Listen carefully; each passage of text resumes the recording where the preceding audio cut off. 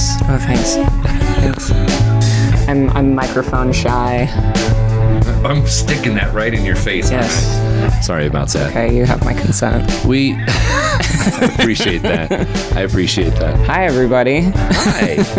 We're doing the technical stuff now that the show's already underway. Oh, yeah. Will that work? Yeah. Yeah. Sounds good. I think it'll be fine. You sound amazing. Thanks. Everyone, this is my co-host Kit, and they use they, he pronouns. Yes, and this is my co-host Dave, who is using they, she pronouns. This is correct. Yes, she is. Woo!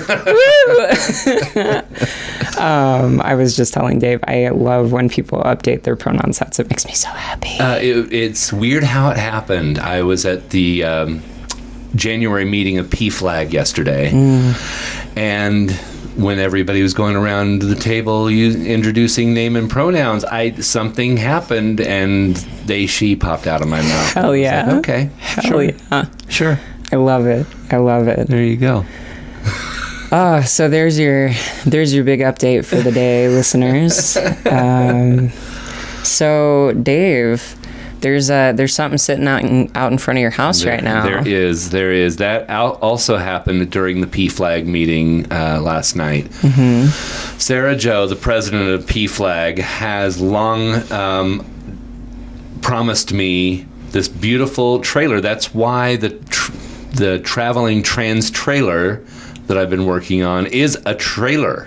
Yeah. Sarah Jo offered that probably 48 hours after I put it out to the universe last year. Amazing. And she's been graciously sitting on it on her property since then. Hell yeah. Yeah. So shout out to Sarah Jo. I'm about to generalize for lesbians, but that does feel like a very lesbian thing to just have hanging out. Yeah. I have this spare trailer. And it's already wired for electricity too. Of course it is. Yeah. That's incredible. I love that. It is in top-notch shape. It's just gorgeous. It's 12 by 8, totally enclosed, waterproof. She used to keep all of her construction gear in there. Thousands of dollars of gear in there. So cool. Of course, yes. I love it. I love it. And all the love to Sarah Jo for just hounding me on this, not kindly poking me on hey, this is ready whenever you're ready. And the last one was right as I was headed into Christmas season, and I said, please let us wait until after Santa season is over. Month. Give me a month. Just when does Santa season start for you? Early November. Yeah. That's usually when I start bleaching the beard and getting I'll have the earliest request if I do any TV or photo shoots or anything like that for commercial. I have had those start as early as mid-October. Wow. You know what's so funny is I had actually your face looks so natural without your beard that I had actually completely forgotten about your beard until you said that. I'm getting so much more accustomed to seeing it in the mirror every morning. It just makes me so happy. Good. Yeah. I'm very happy without that. Happy for you. Yay. Yeah. Yay. And for our listeners who, I have to keep reminding myself that this is not a visual medium, but Dave is also wearing some eye makeup today, and it looks really good. Oh, and I wish you guys were here and can see it, because it's fabulous. Super simple, but yes, just a little to make me feel pretty. Well, and I think that little pop, that little simplicity, when I still wore makeup, I often defaulted to just a super simple, because it makes your eyes just go. Yeah. So I want to get my nails done, but trailer first, and I really don't think I need nails while I'm moving a bunch of stuff around the trailer. Yeah, work first, then nails. So on the agenda for the rest of the day today is actually loading all of the clothes that are currently in my storage unit into that beautiful trailer. Exhausting. No, I'm so excited. I can't wait to be completely knackered at the end of the day. Yeah. The good kind. Yeah, that's the good kind of knackered. That's the I've put in a hard day's work of what I want to be doing. Yeah. Kind of tired. It will also be nice to reclaim my storage unit. There's not room for my Christmas decorations right now. All the Christmas decorations are piled in the garage, needing to go back to the storage unit, but it's currently full of clothing. Literally, Kit, hundreds of pounds of clothes. Hundreds of pounds. I don't have a good idea of how many clothes that is, but that's a lot. It's a lot. Yeah. I'm so excited. That's awesome. Yeah. That's so cool. For those of you who aren't aware what the Traveling Trans trailer is, a little background on that. Last year, I just opened my mouth and said, I want to be able to provide gender-affirming clothing for the queer people of our community here in Central Oregon for free. I have no idea how to do that or how to get started or what that entails or what it is, but I want to do it. I know it needs to be done. Go.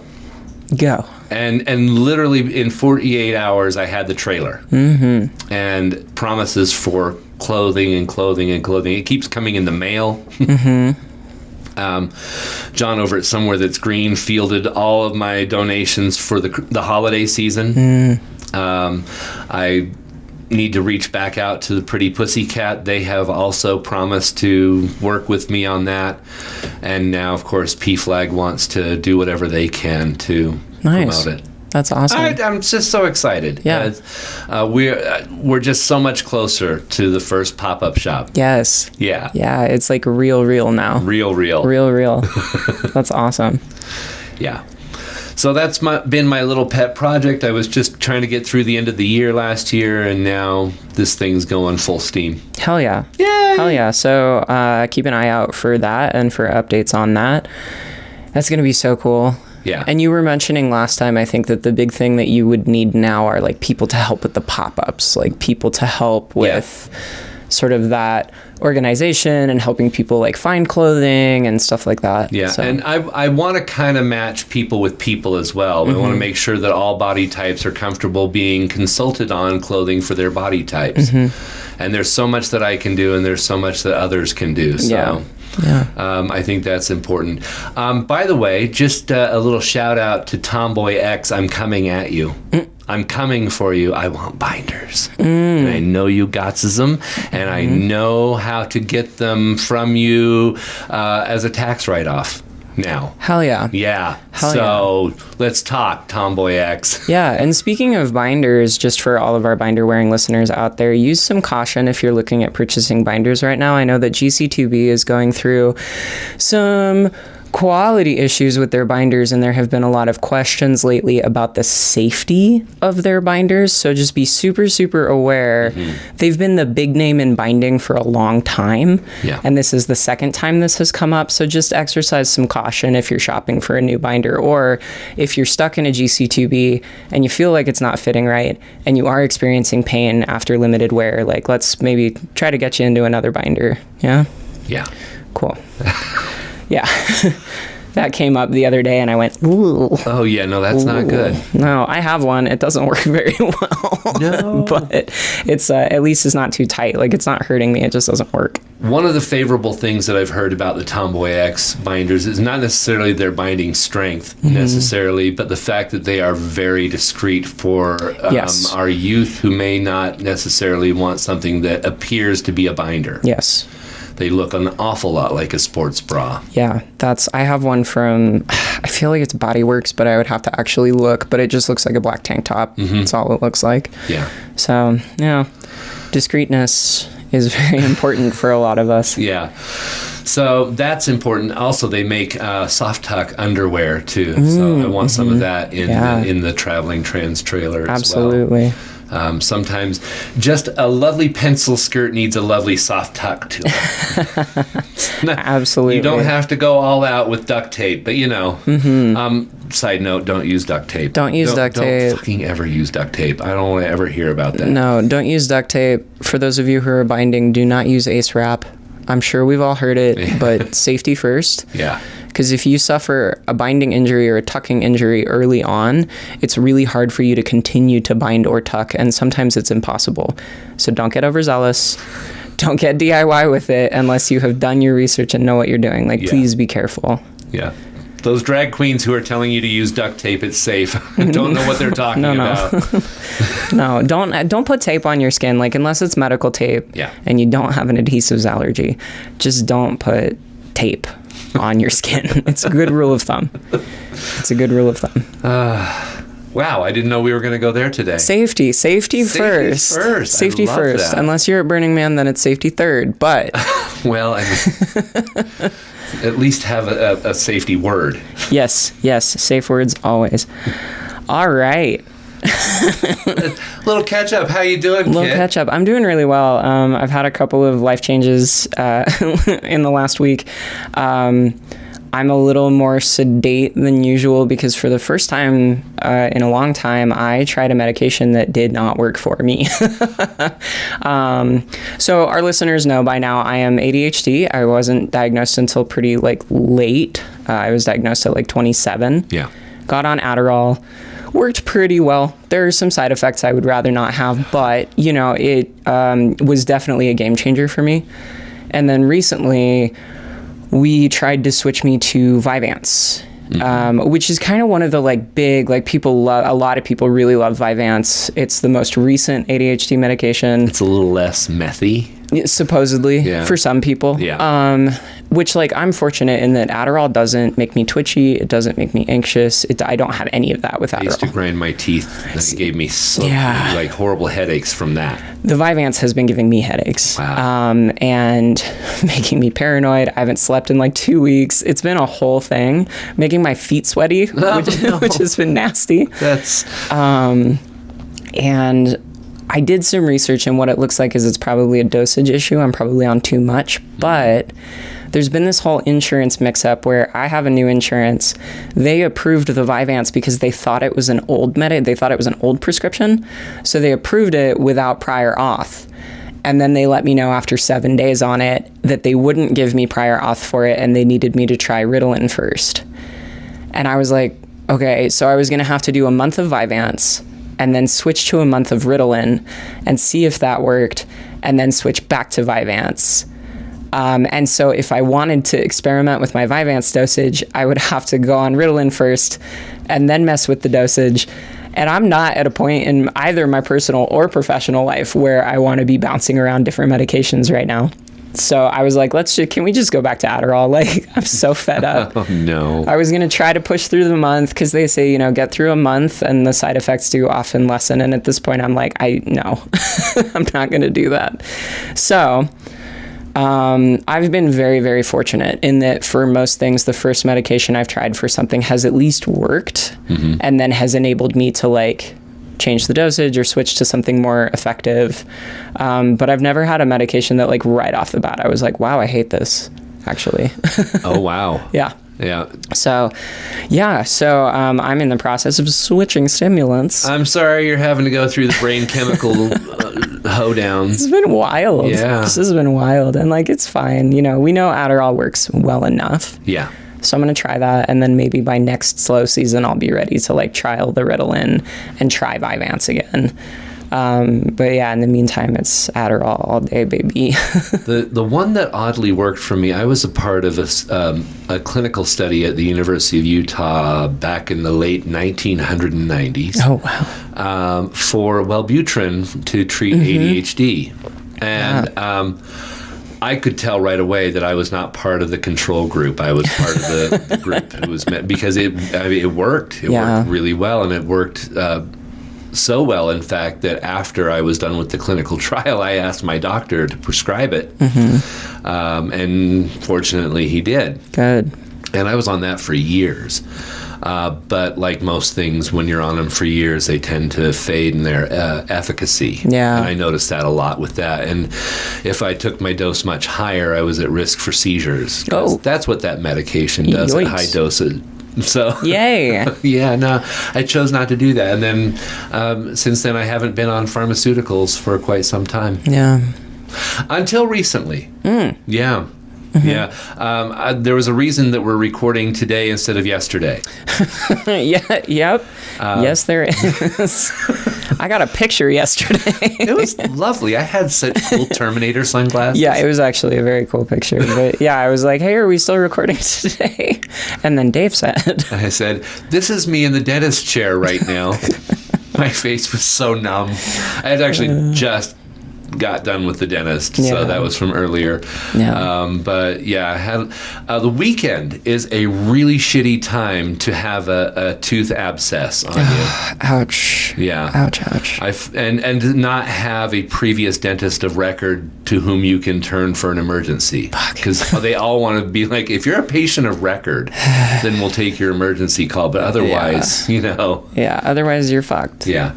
So I finally found a dentist who was gracious enough to phone in a prescription for amoxicillin. So I've been doing the... Jeez. Oh, yeah. Are they going to, like, did you have to get it removed? Do you have to get a root So what canal? happened yesterday was I had only been on the amoxicillin for 48 hours total, 2 full days of dosage. And when they tried to numb up that area, there was still so much infection, they could not get me numb.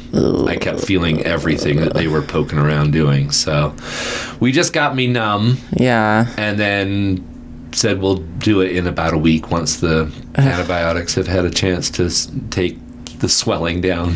That sucks. So, yeah, plus I'm a ginger underneath all this pink and purple. Right. And it just takes so much more to get us numb. Yeah, medications affect you differently. Tattoos affect you differently. Yeah. Yeah. Gingers are a unique species. God, it's Subspecies. so true. I always used to think that was old wives' tale stuff. And now they're like, oh, no, medically, we know now that if you have to go under for surgery, it's going to take a lot to get you there. Speaking of wives' tales, it's like that recent research about how much more likely you are to get sick if you're out in the cold, which I always thought was a wives' tale. You don't catch cold from being cold. Like, it's bullshit. Right. Like, we get sick from viruses and bacteria. That's not how pathology works, We get Gladys. sick from animalcules, like we know this, but it turns out a recent study proved pretty conclusively that there's actually the tip of your nose is a hugely important part of your immune response. And when your nose gets too cold, it doesn't work. So while if you are just out in the cold and not exposed to any viruses or bacteria, you're not more likely to get sick. If you're out in the cold during COVID, RSV, and flu season, you are significantly more likely to get sick if you let the tip of your nose get cold. Wow. I just don't need to go outside during the winter.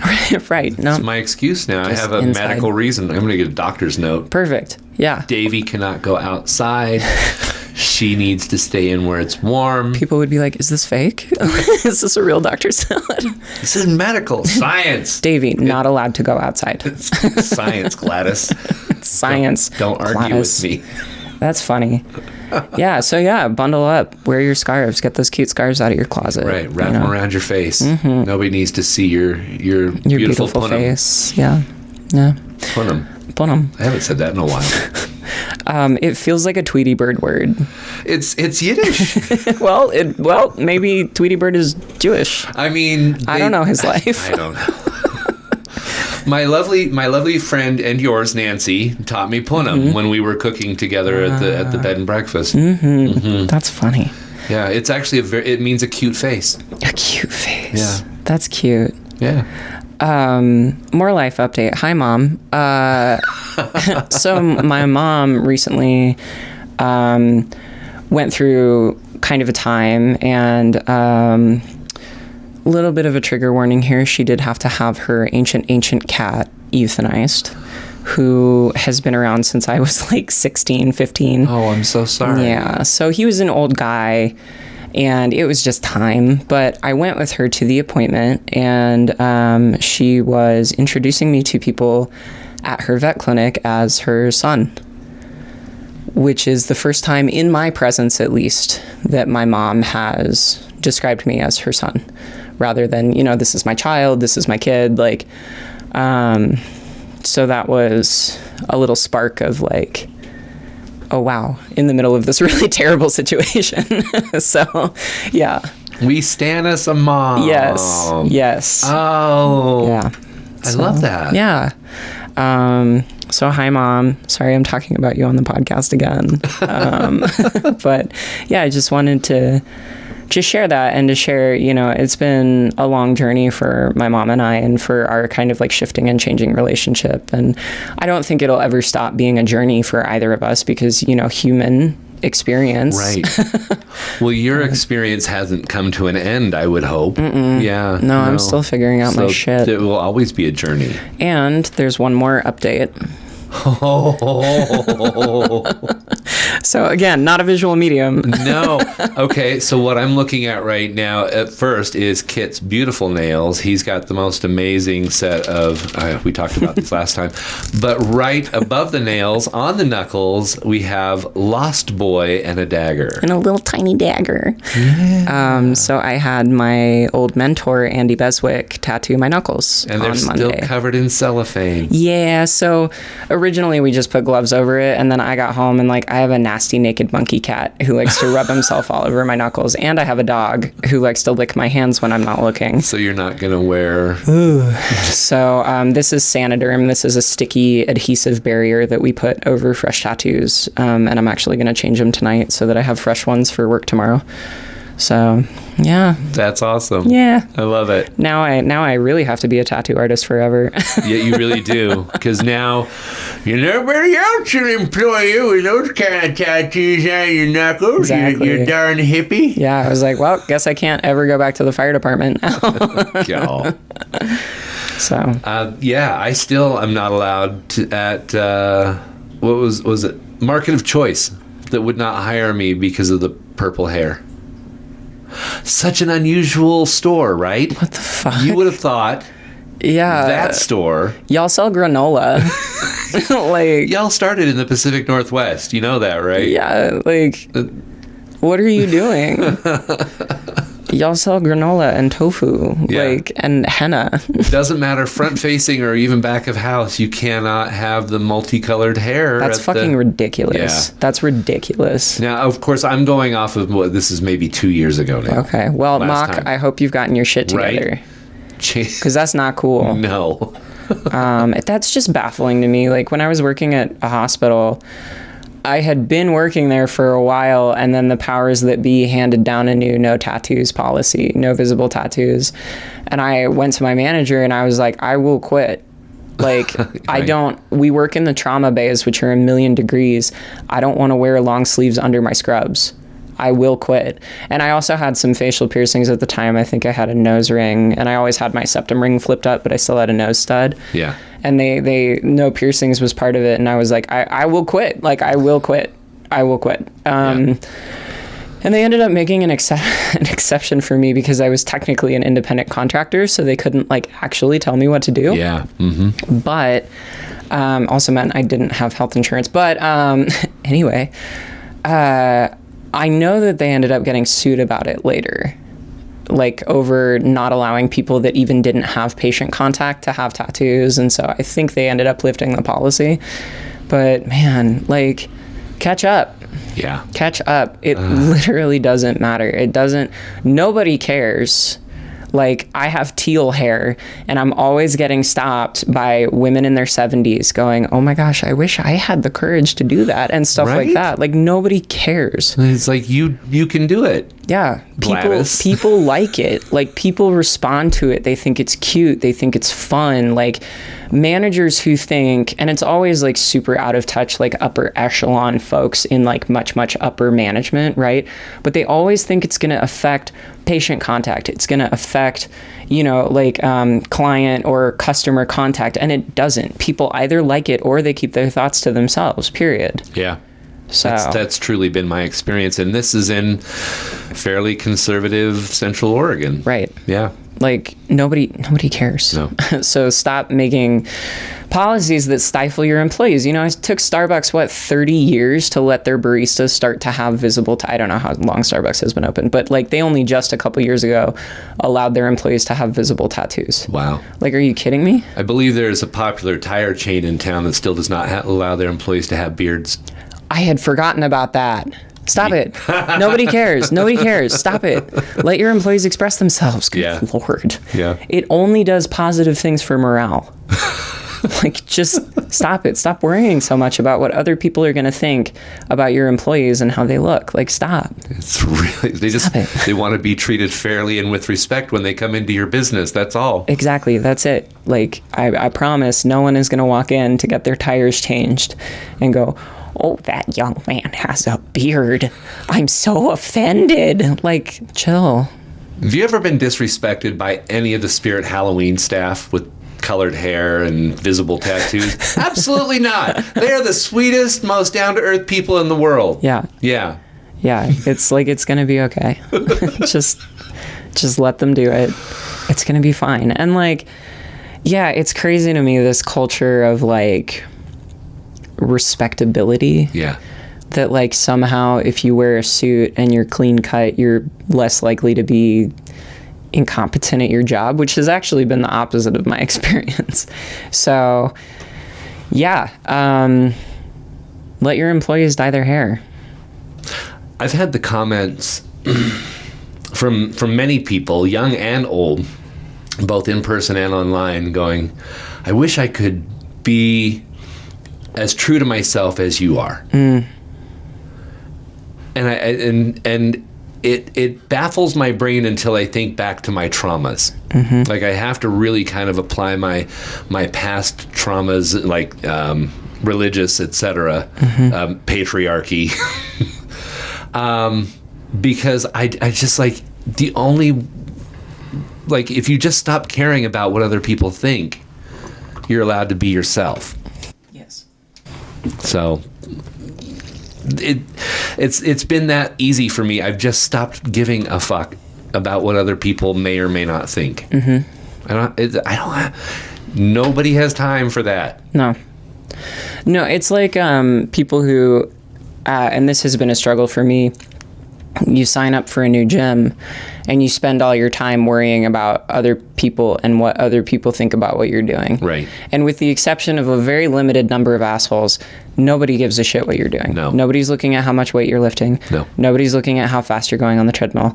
The only thing people think, if they think about you at all, is, wow, good for them. Right. That's it. Yeah. Again, with the exception of a few notable assholes. And if you're one of those notable assholes, you should sit with that and figure out why it matters to you so much what other people are doing.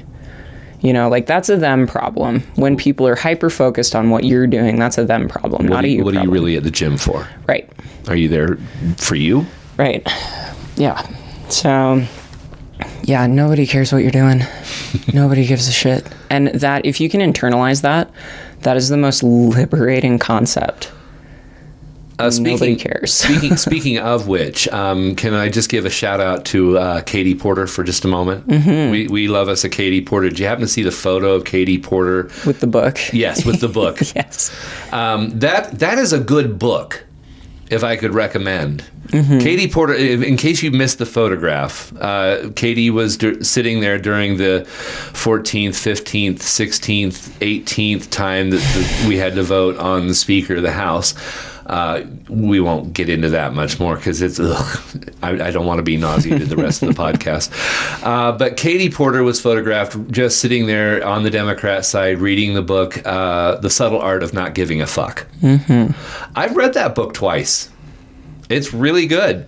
It's not groundbreaking. You're not going to learn new stuff. It's chicken soup for the soul. It's all that stuff. It's just like, don't sweat the small stuff. P.S. It's all small stuff. Sure. It's just a different package with a lot more fucks. Yeah, and that's something that I've noticed with my previous therapist had me read a Glennon Doyle book, and it was the autobiography. I can't remember what it was called, but the most recent autobiography, not the one she wrote when she was still married to a man. And a lot of it was shit that I know, like this isn't new for me, but when you package something in a certain way, it's going to resonate more with some people than it does with others. Yeah.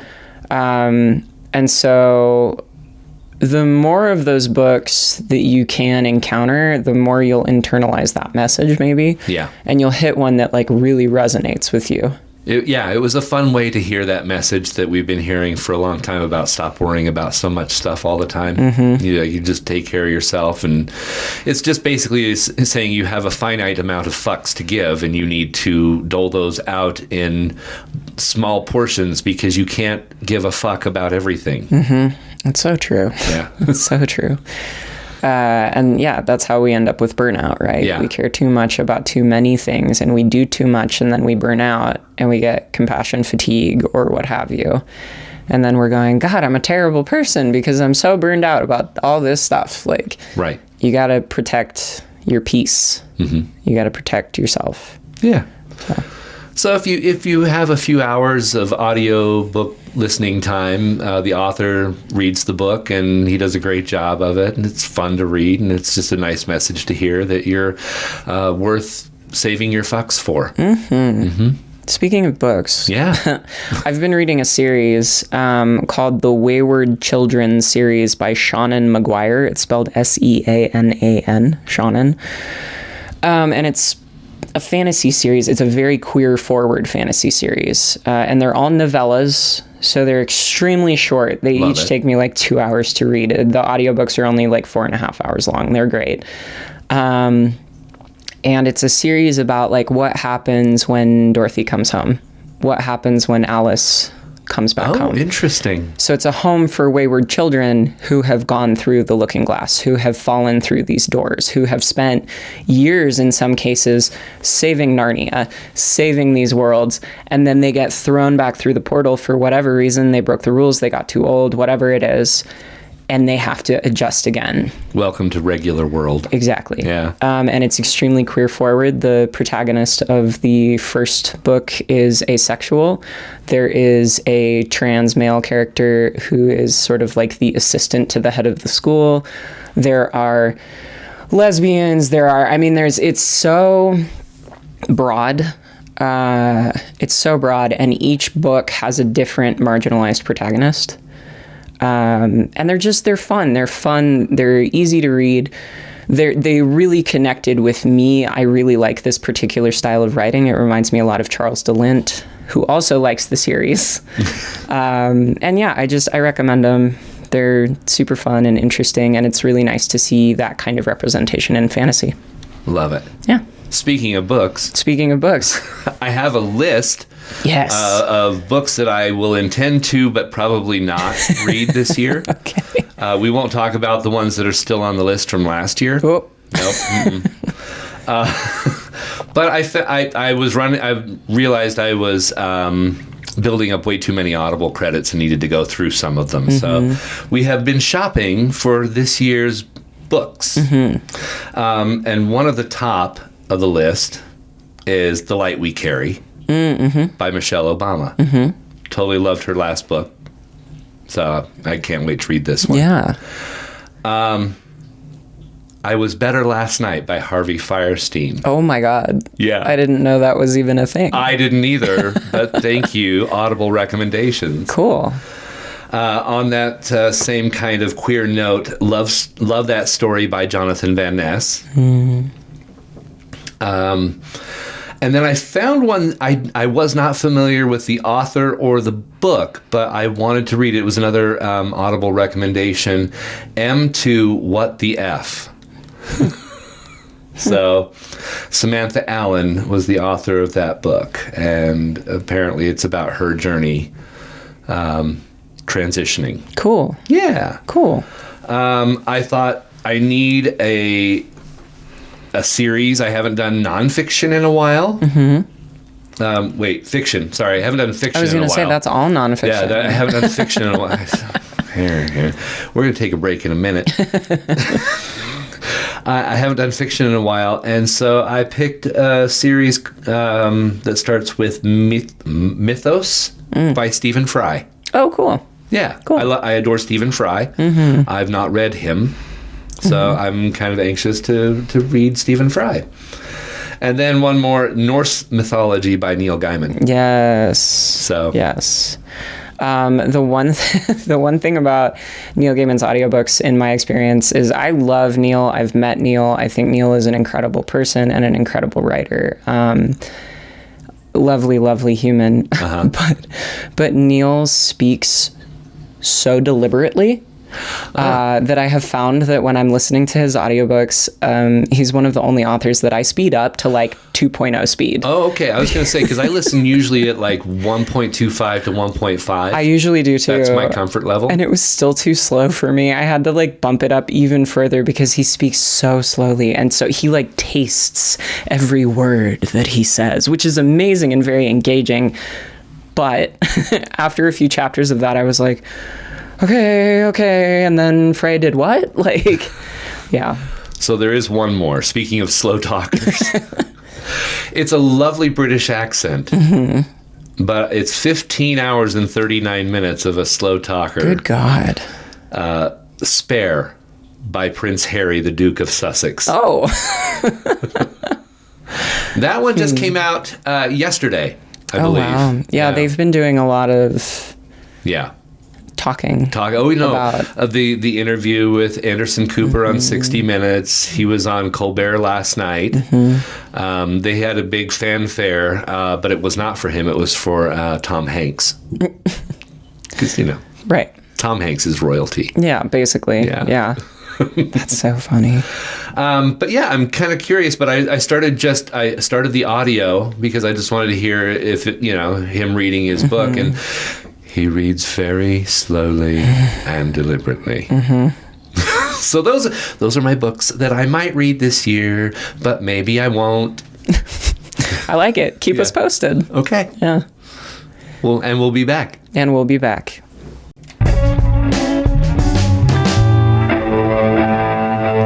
Welcome back. Our show is being executive produced today by Minnie, the cat. Meow. Overlooking the whole thing from her cat tree. Just watching. She's been like a little vulture, a little black furry vulture.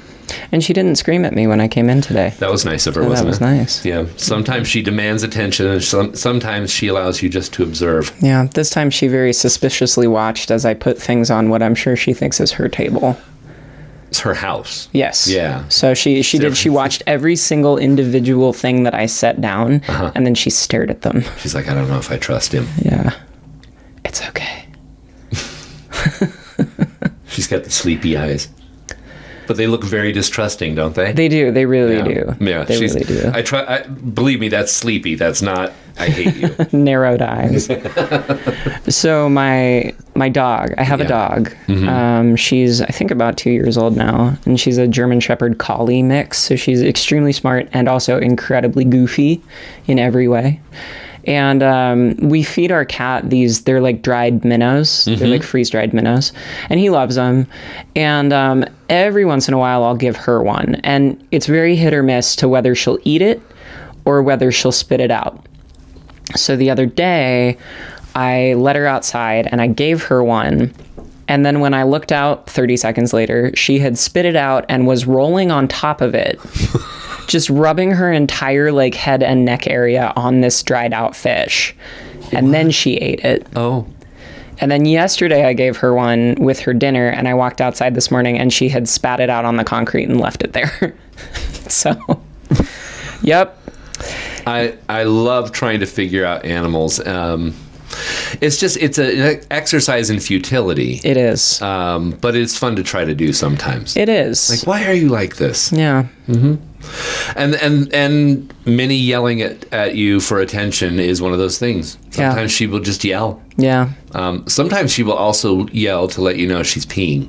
Oh, good. She yells from the cat box. That's funny. She's been doing that since she was tiny kitten. Tybalt will sit quietly in front of the fire, and then without turning to face us, he'll meow. And I'm not sure what he wants, because we respond, of course, and we talk to him, so maybe that's what he's looking for.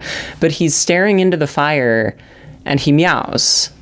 And we talk to him, and then there's silence for a minute, and then he meows again. But he never turns around to face us. It's still just back to the room. Meowing. I realize you're talking to me, but I'm going to look at this fire. Exactly. Yeah. Okay, that makes sense. There goes the executive producer. She's offended. Either that or she's going to go lay by the heater. That's also a possibility. That's exactly what's happening. Yeah, predictable. So, Dave. Yeah. Tell me about Lesbians. I love them. Yes. Yes. There is a lovely history in the Valley, in Eugene especially, that involves lesbian history. There's a long, long history of lesbians in Eugene. I wish I could say it as well as I've seen it said. So I'm trying to find, in the 1960s to 1990s, hundreds of young women who identified as lesbians came to Eugene. They founded organizations central to the city and provided leadership for the community service agencies. They created lesbian magazines, photographs, music, film, dance, performances, theater, and art. They influenced Oregon's political landscape and contributed to the larger LGBTQ movement. And now, the Museum of Natural and Cultural History at the University of Oregon has an exhibit that opens at the end of this month called Outliers and Outlaws, Stories from the Eugene Lesbian History Project. That's really cool. Do you know how long it runs for? Opening January 28th. It does not give a closing date on their website. No. Yeah, so maybe it's a permanent exhibit. Yeah, maybe it is a permanent exhibit. That's awesome. Yeah. But the grand opening weekend is the 27th, 28th, and 29th. I will be out there the 28th and 29th. And we'll be screening the documentary, Outliers and Outlaws. That's all so about cool. that project. Plus, there's a whole exhibit. That's really interesting. Chase and I have been trying to figure out, that's actually our anniversary weekend. And we've been trying to figure out what we want to do. And I was thinking I was going to abscond with him to the coast, but maybe we'll pop over to Eugene and check out the exhibit too. Yeah. That would be really cool. Would love to have you. Yeah. That would be amazing. Yeah. All weekend long that weekend, but then of course the exhibit is ongoing. And it's really, I had no idea. Yeah. I had no idea how instrumental they were in building that part of Oregon and then our political landscape. Yeah, and I've always thought of like Seattle as kind of the lesbian capital. Yeah. Just because that was kind of what it was when I was growing up. That was like where it was like lesbian Mecca almost. But it makes sense to me that Eugene would also sort of be positioned in that way. It's really interesting. Oregon has such a quiet queer history, I feel like. And I think that's really cool that they're doing this exhibit, because I'm sure there's tons of people like myself that just didn't know. Can I play as part of the trailer for the documentary? Absolutely. All right. Hopefully it doesn't need to be too visual. Eugene, Oregon.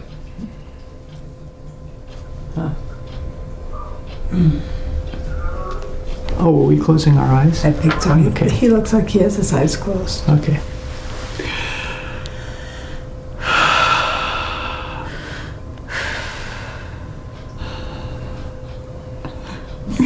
We can't see. We've got our eyes closed. This is the meditation part of Jerry.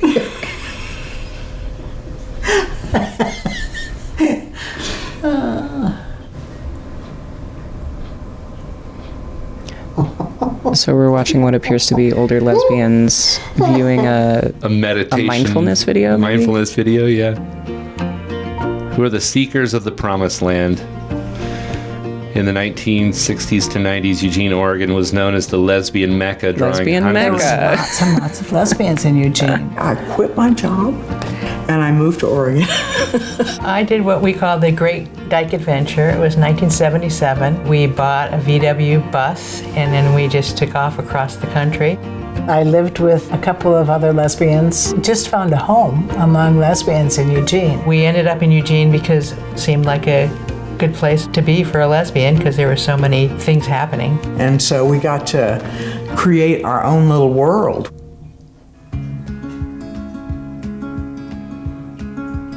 Wow. Isn't that fun? That looks so interesting. Yeah, I had no idea. But yeah, the exhibit starts the end of this month. That's so cool. And are they screening the documentary all weekend, or is that a particular... Yes. No, that will be an ongoing part of the exhibit. Awesome. Yeah.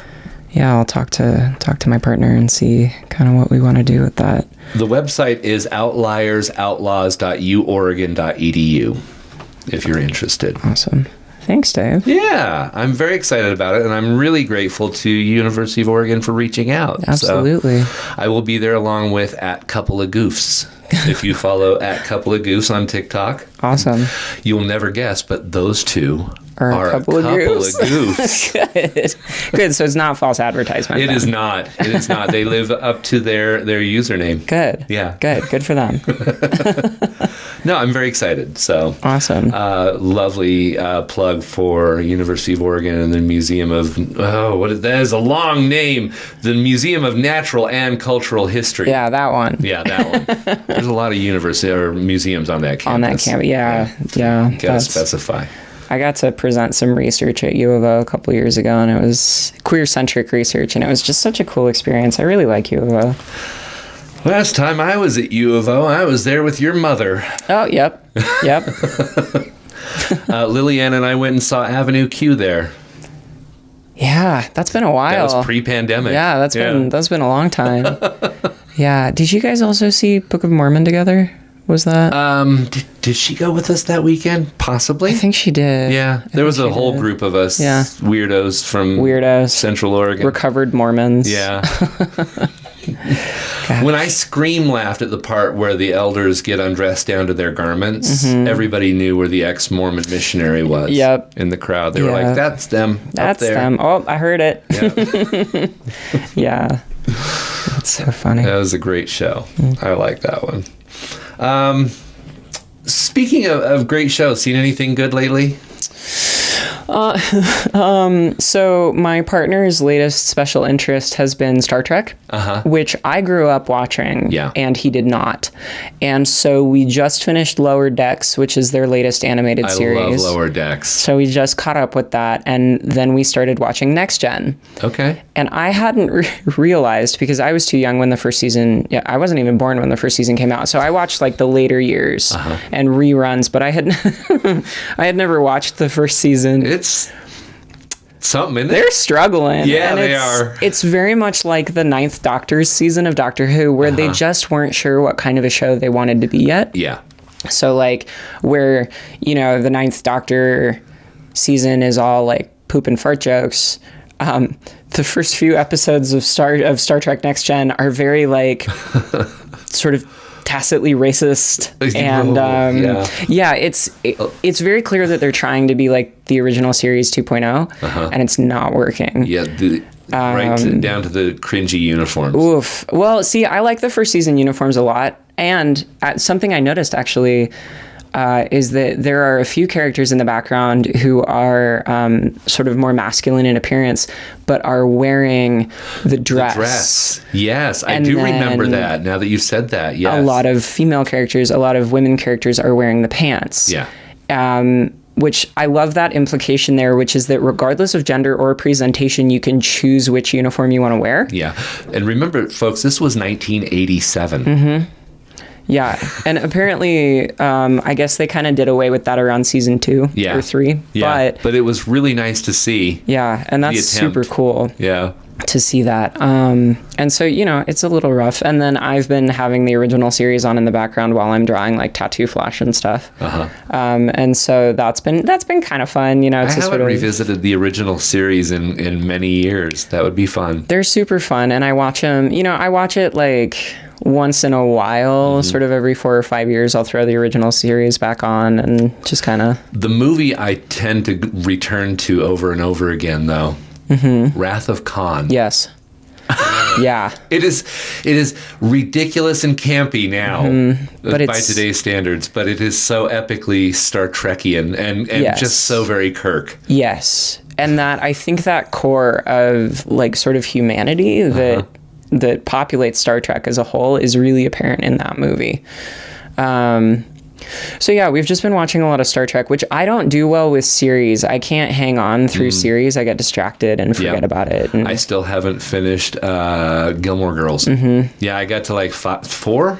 Yeah. Somewhere around 4 or 5.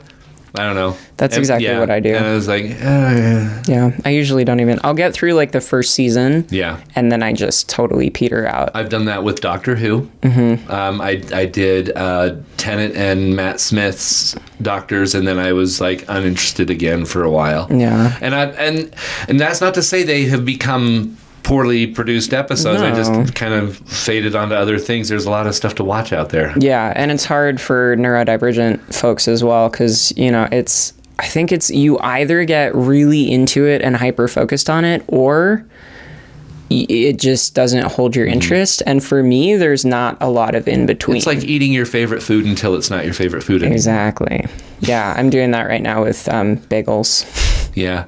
I lost fried eggs and English muffins. I loved them. Like a nice runny egg and an English muffin with tons of butter. And I was like, that was my thing for a while, and I can't do it now. I hate eggs. I can't stand eggs. I'm on the oatmeal train again. I ate too many eggs, I think, and now I just can't stand them. No, I love them still, but it's not like I go for breakfast and my brain goes, nah. No. I have eaten a lox bagel every single morning for the last 2 weeks. Okay. And some of it was because someone advised me that if you eat a high protein breakfast, Vyvanse works better. Oh, wow. So I quit caffeine, which I'd been wanting to do for a while anyway. So I quit caffeine and started eating lox for breakfast. We'll see how long I can keep doing that before I get really sick of it and don't ever eat lox again. But, you know, it'll be fine. Been eating a lot of sourdough bread. I made a ton, and then I got feeling unwell, and so the couple of loaves that I had intended to deliver to other people needed to be consumed by the household because there are no preservatives in it. So it's eat it or lose it, and I'm not about to throw away sourdough. No. I love sourdough pancakes. Were always a classic thing in my family where we would go see my mom's dad. And the morning we were leaving, he would always make sourdough pancakes. And it was this like big to-do. It was this big breakfast. We would eat like probably 100 pancakes. And he would be in the kitchen like making more pancakes. And so there were always more pancakes coming to the table. And I always perceived the Bay Area as a lot farther away than it is because we wouldn't get out of there until noon or 1. And then we wouldn't get home until 10 o'clock at night. Yeah, it's 8, 9 hours. Yeah. And so I always perceived it as being much farther because that drive took so long after, you know, you're weighed down by sourdough pancakes. So. Not a bad way to hit the road, though. No. And it was always such a special thing. So that's awesome. Yeah. Shows that I intend to watch this week. Have you heard of RRR? It's a Bollywood film. Okay. And it's been getting a little bit of hype. I love Bollywood. And it's a little bit of a lot. And I can't wait. Yeah. Yeah. Cool. So I apparently... Is it ARRAR no, like or the letter R? 3 R's. Okay. Yeah, I believe. I'm gonna look to make sure I'm not lying to people now because I misremember things every once in a while. No. And I don't know if you know this about me. Yeah, there it is. RRR, Hindi, and it looks incredible. Cool. I want to watch it. Yeah, I'll maybe check that. It's a movie. It's not a show. Yeah. Cool. Movies and I are on speak. Oh my God, it's 3 hours long. It is 3 hours long. Holy smokes! What streaming service is it on? Netflix. Thank you. Yeah, movies and I are on speaking terms. Whenever someone tells me to watch a TV series, I laugh. But movies, I can do. Yeah. So I watched Netflix's stand-up comedian kind of showcase for the year. They had like the highlights of their stand-up comedies for the year. Did they invite Dave Chappelle back again? Yeah. Yeah, of course they did. It was on there. Hey, Netflix, stop it. It's Jesus. Yeah, no, can't stand him. I'm done with Ricky Gervais. Yeah. And like he's mean. He's just mean. Yeah, he's really mean. He's just mean, and he's mean to trans people. Ugh. And I just can't do that anymore. That's such low-hanging fruit, too. Like, it's done. It's over. It's toast. Yeah. Stop. It's not funny anymore. So, yeah, but there were some amazing female comedians that I just, like, I fall in love with them every single time. Awesome. Yeah. That's big black women, and I'll absolutely listen to them. Yeah. I was just talking about Whoopi Goldberg's stand-up comedy in the 90s. Oh, my God. She had this, like, stand-up comedy special, and I don't remember a lot about it, but what I remember is that it was storytelling. It wasn't joke after joke after joke. She was weaving these really complex stories. It was almost and a one-woman show. Characters that came out and told these stories. Exactly. So it was like a one-woman show where like it was so artful. I remember that one. That was a beautiful show. Yeah. Yeah. Yeah. And I just had the realization the other day of like, was it really stand-up comedy? It was more of like a show, really. Yeah. And I just remember being really enchanted by it as a little kid in the 90s. Interesting. Yeah. Yeah, I love Whoopi. She's so cool. Yeah. I'm really looking forward to her Star Trek character. Yes, I loved her in Star Trek. It was amazing. Yeah. I'm kind of sad that she's not in Picard with the rest of them. Yeah. But I don't know how they do that. I think they... I don't remember. I don't remember what happened to her character. I don't remember. I mean, she lives forever. Right. So she could very well be at the, the season end of Picard. Yeah, I don't remember. Star Trek is easy for me because it can be on in the background and it sucks me in and it's not annoying and it's not too loud and it's not distracting. A lot of shows are hard for me because my brain is in 6 different places at the same time. They used to be Friends for me until the problematic parts of Friends kind of surfaced. Yeah. It's like, oh, fuck. Oh, shit. I have a deep-seated dislike of Jennifer Aniston. Andy, I'm so sorry if you're listening. My old mentor is obsessed with Jennifer Aniston. I've never liked her. And I don't know why. I don't know what my problem is, but it's like... everything she's in, all I can see is Jennifer Aniston and not the character. And it's not her fault. Like, this is fully a me thing, I'm sure. But I just have this deep-seated dislike. It's so weird. And I feel bad about it because she's, I'm sure she's a lovely person. She's in a lot, like, whatever. But yeah, I see her and I'm like, like, I've actively avoided movies to avoid Jennifer Aniston. So I tried to catch the series with her and Reese Witherspoon.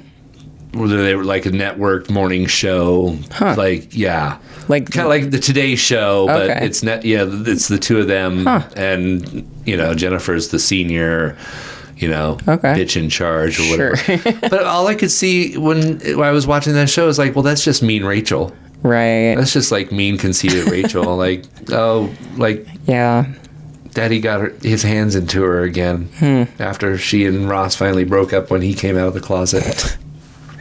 I love Courtney Cox. I love Scream. Yeah. Like, Courtney Cox in Scream is one of my favorite things of all time. The only Bruce Springsteen video I will watch is Courtney Cox out there dancing in those jeans, in those 80s jeans. That's so funny. I don't know why, as a kid, I fell in love with her ass. That came up. That came up at the shop recently. No, really? I was tattooing a mom, and I had tattooed her kiddo like the week before, and we were doing just like matching family tattoos. And that album came on, and they made a comment about like, wow, you have a bunch of like different music on here. And I was like, yeah, I knew we were just shooting the shit. And the mom told me about that Courtney Cox video and about that being like her big break. Yep.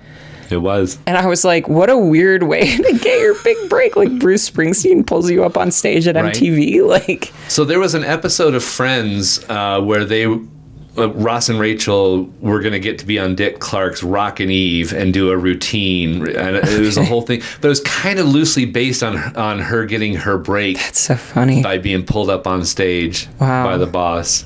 That's crazy. That's crazy. Yeah. Huh. There you go. There we go. Yeah. Now my background show is Rick and Morty. Yeah, Rick and Morty is a really good one for that. It's way smarter than a lot of people who watch it for the surface content. Zing. I think I wubba lubba dub dubbed earlier this morning. Actually. Really? Yeah, I may have said that. We've been on hunt me, somebody hunt me. That's been just like a phrase in the house lately. Ours has been, are you doing a Die Hard right now?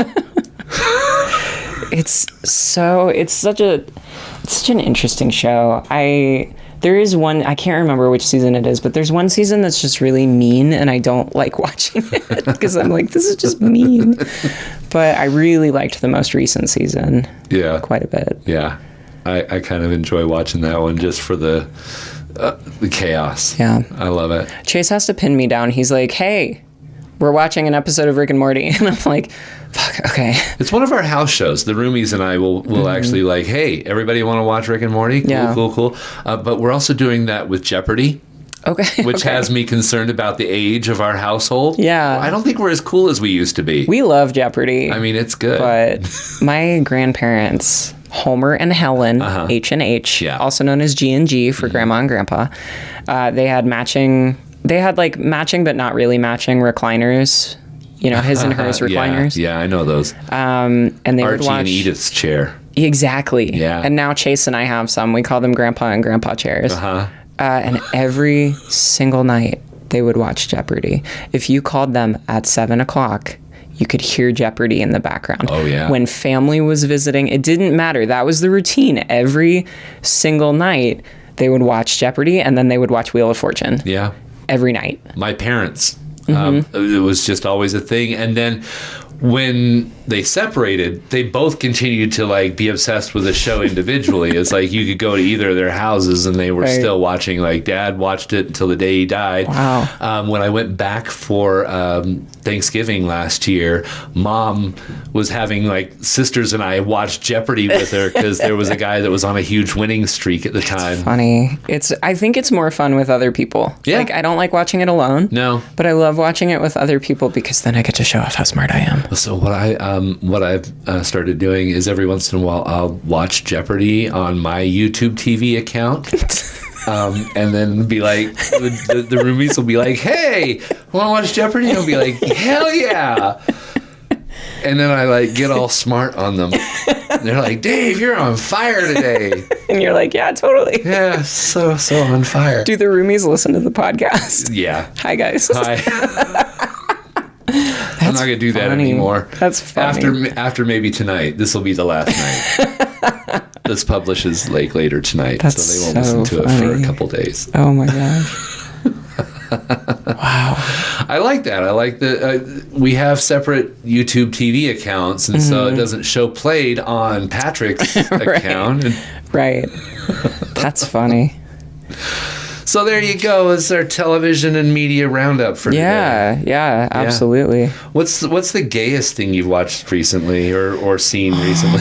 I watched Eugene Lee Yang's interview about having to get ready for the Met Gala in less than a week. And I mean, it was very gay by virtue of Eugene is gay, and it was fascinating. It's from a while ago. I've been catching up on all the Try Guys I've missed over the last couple of years, and I think I'm finally caught up on everything. But Eugene was invited to the Met Gala with like 7 days to prepare. And so all of the stylists were busy. All of the nail techs were busy. Like, everyone was busy. He couldn't find an outfit. Like, it was a whole thing. His regular stylist was like on tour in Europe or something. So it's just this fascinating interview with him about scrambling to get ready for the biggest deal fashion and media thing that's like not an awards show in the country. And the way it comes together is fascinating. And they also interview his longtime partner. I think his name is Matt. And Eugene's like, I didn't cry. And Matt's like, he cried all the time, and so we'll like cut back and forth between the two of them.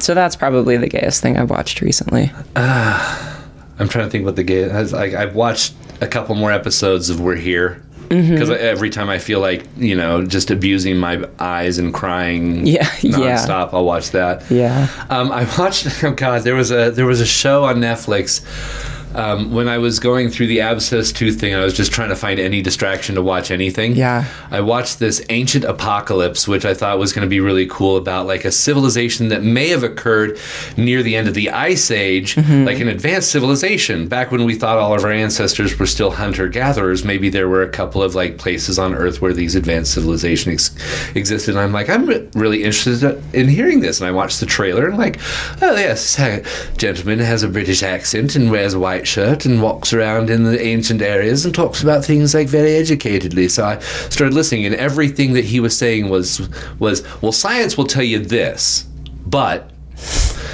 archaeologists say this, but what if? And I got through 3 episodes and I'm like, I'm listening to like QAnon for archaeologists or Right. something. It's like, what if a lot of things? I don't trust any like documentaries like that anymore. Like I have to No. look it up ahead of time and see what people have to say about it before I'll trust a documentary. Like I made the mistake. I trusted a British sounding white man. No, that's the least trustworthy demographic. David Attenborough has my trust. David Attenborough is the notable exception. I thought this was just archaeology's David Attenborough. I was Yeah. sadly mistaken. Yeah, So don't watch that. don't. But no, I think the gayest thing I've been watching recently is just drag queens. Yeah, Yeah, that's we're fair. here. Yeah. Yes, we're trying to figure out what Davey's new drag look is going to be without the beard. Because I've done bearded drag, but I have not done unbearded drag. So we're thinking Yeah. what that might be. That'll be interesting. Looking for inspiration. That's part of why I haven't been doing Refusing drag. to watch RuPaul. Ugh. I just cannot. I cannot. So much drama. I have so many people, like straight people, well-meaning straight people, love you guys. Yes. But a lot of people will like find out that I'm queer, find out that I'm trans, and they'll go, "Oh, do you watch RuPaul's Drag Race?" And I'm like, yeah, right? "No, I don't actually. There's a lot I hate about it. I'm really glad if you watch it and like it, and if it makes me appear more human to you." I love many of the queens from that show. Right. Yeah, love them. Yeah. Don't like the show. No. No. And I just don't really like RuPaul. I think RuPaul has said some really shitty things over the years. Yeah. And has his head kind of far up his own ass. Yeah, a little bit. In terms of like allyship. So We've been hoping that he's getting better. But yeah. Some Well, days, yeah. always. Some days, yeah. Yeah, and I always hope that for people, like, regardless of what you've done or said in the past, like, I do believe that people can, get well soon. But that doesn't necessarily mean that I want to be along for the ride. No. Like, get better and then I'll come back. Right. But in Looking the at you, John meantime, Mulaney. fucking traitor. God, he makes me so mad. What an asshole. Yeah, that kind of shit. Yeah. Like, get well soon. I'll Yeah. be back when you get better. Also, like, this might be kind of heretical, but I've always felt like John Mulaney's comedy is really mean. I mean, He's mean. yeah, but he's mostly mean to himself, which I'm okay with. Right, and if that's you're gonna punch down, punch true. yourself. And it's not that he punches down; it's that he just says like kind of really mean things, and I don't vibe with that as like comedy. I like Jabuki. I like really lighthearted, like kind comedy. Really, yeah. And I don't know. Yeah, it's I had seen all of John Mulaney's skits and stuff. Yeah. And I liked them, but I never sought him out. Yeah. Really. Because of that. Yeah. And yeah, get better. Get better soon. Yeah. Ugh. But in the meantime, there are so many like good queer comedians out there, and there's so many like people that are doing the work and rising through the ranks of comedy that are like from the queer community, from the trans community. It's been really cool to watch. Maybe I'll bring a list of people next time. Because I'm trying to remember. There's a couple that I've seen as well, but I can't remember. And if I do the search now, you will lose me. Yeah. Yeah. Yeah. So let's bring that for next one. Absolutely. I have a few in mind, but I know at least one of them has changed their name recently, so I need to figure out what that is before I recommend them. Gorgeous. So, Love it. yeah. Queer comedy coming up on the next episode of Two Pans in a Pod. My name is Dave. This is my co-host Kit. Hey. They use they, he pronouns. Yes, and Dave uses they, she pronouns. Yes. And you can find Dave at I am Dave Felton on everything. And I wrote that down last week. Yes, you did. Yeah, and it's all new, so you have to remind me. Yes, you can find Kit. me on Instagram at Kit's a Beautiful Day. I'm Kit, it's a beautiful day. And that's really it. Well, you can find his cat on Instagram as well. Yes, at More Than Prince of Cats with periods between the words. That's it. Our beautiful theme music composed by the beautiful Rumi Patrick Pearsall, The Hurricane. The Hurricane. Yeah. Thank you so much for listening, guys. We'll see you next time. Bye.